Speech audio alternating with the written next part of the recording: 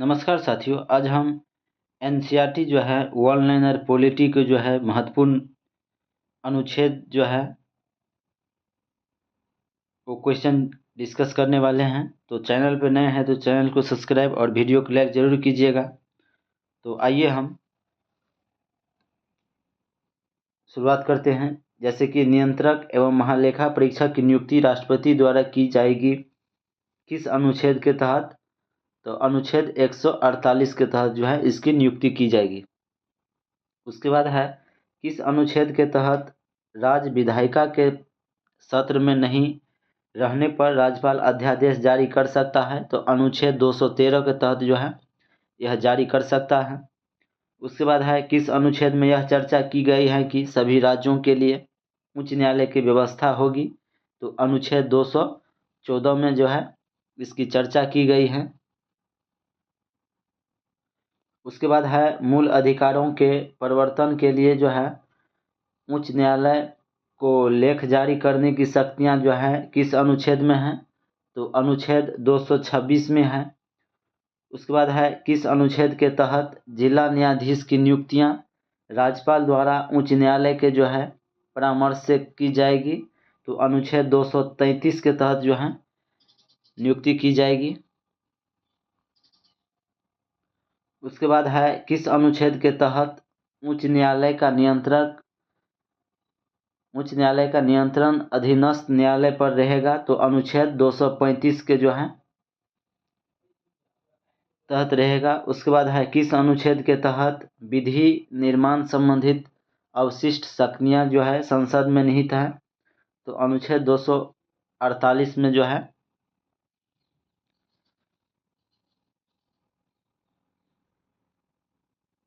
उसके बाद है अंतर्राज्यीय नदियों या नदी घाटियां के जल के जो है वितरण एवं नियंत्रण से संबंधित विवादों के लिए जो है संसद विधि द्वारा निर्णय कर सकती हैं किस अनुच्छेद के तहत? तो अनुच्छेद 262 के तहत। उसके बाद है केंद्र द्वारा राज्यों को सहायता अनुदान दिए जाने का प्रावधान जो है किस अनुच्छेद में है?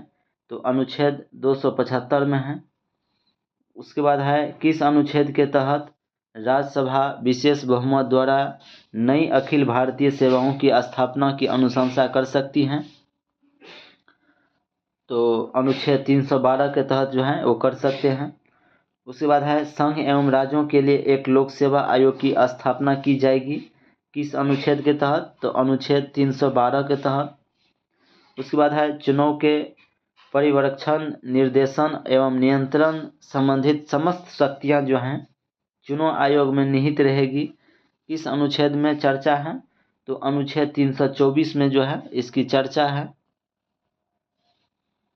उसके बाद है किस अनुच्छेद के तहत लोकसभा तथा विधानसभा में चुनाव व्यस्क मताधिकार पर होगा? तो अनुच्छेद 326 के तहत जो है लोकसभा और विधानसभा में चुनाव व्यस्क मताधिकार पर होगा, इसकी चर्चा है अनुच्छेद 326 में। उसके बाद है किस अनुच्छेद के तहत लोकसभा में अनुसूचित जातियां एवं जनजातियों के लिए आरक्षण का प्रावधान है? तो अनुच्छेद 330 में जो है यह प्रावधान है। उसके बाद है अनुसूचित जाति एवं जनजाति का जो है विधानसभा में आरक्षण का प्रावधान की चर्चा किस अनुच्छेद में है? अनुच्छेद 332 में है। और लोकसभा में 330 में है और विधानसभा में जो है 332 में है। उसके बाद है आंग्ल भारतीय समुदाय के लोगों का विधान सभाओं में मनोनयन किस अनुच्छेद के जो है मनोनयन जो है किस अनुच्छेद के तहत होता है? तो अनुच्छेद 333 के तहत होता है। उसके बाद है राष्ट्रीय अनुसूचित जनजाति आयोग किस अनुच्छेद में है? अनुच्छेद 338 में है। राष्ट्रीय अनुसूचित जनजाति आयोग की अनुच्छेद में है 338 में है।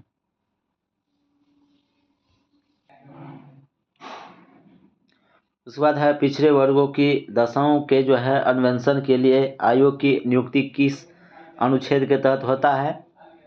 अनुच्छेद 340 के तहत होता है। उसके बाद है किस अनुच्छेद के तहत संघ की अधिकारी भाषा देवनागरी लिपि में लिखी गई होगी? तो अनुच्छेद 343 के तहत जो है उसके बाद है किस अनुच्छेद में बाहरी आक्रमण और आंतरिक अशांति से राज्य की रक्षा करने का संघ का कर्तव्य उल्लेख किया गया है।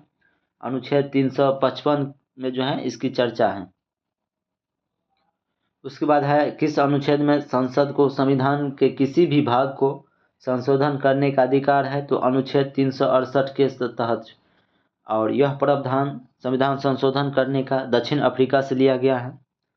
उसके बाद है किस अनुच्छेद के अंतर्गत जम्मू कश्मीर की विशेष स्थिति का जो है वर्णन है। अनुच्छेद 370 में जो है इसके विशेष स्थिति का वर्णन है। उसके बाद है किस अनुच्छेद के तहत राष्ट्रपति अपने अधिकार के अंतर्गत इस संविधान का हिंदी भाषा में अनुवाद कराएगा, तो अनुच्छेद 374 के क के तहत जो है ये अनुवाद कराएगा। उसके बाद है पहला संविधान संशोधन किस अनुसूची से संबंधित है, तो 9वीं अनुसूची से संबंधित है। उसके बाद है कौन सा संविधान संशोधन के तहत जनगणना के आधार पर लोकसभा में प्रतिनिधि को पुनर्व्यवस्थित किया गया था, तो दूसरा संविधान संशोधन 1952।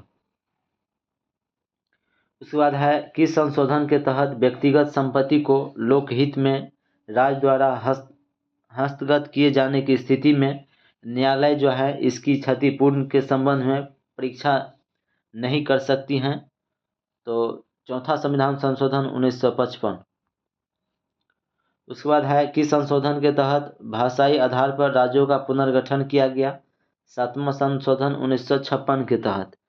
उसके बाद है किस संशोधन के तहत केंद्र एवं राज्यों के निम्न सदनों में अनुसूचित जाति और अनुसूचित जनजाति एवं आंग्ल भारतीय समुदाय को आरक्षण संबंधी प्रावधान को 10 वर्षों के लिए अर्थात 1970 तक बढ़ा दिया गया था, तो 8वां संविधान संशोधन 1959 के तहत।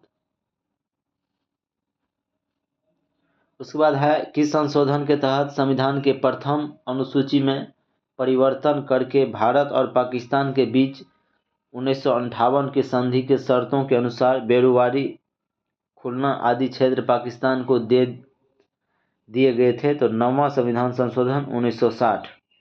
उसके बाद है किस संशोधन के तहत दादर एवं नगर हवेली को भारत में शामिल कर इन्हें केंद्र शासित प्रदेश के दर्जा दिया गया था, तो 10वां संविधान संशोधन 1961 के तहत जो है इसे केंद्र शासित प्रदेश का दर्जा दिया गया।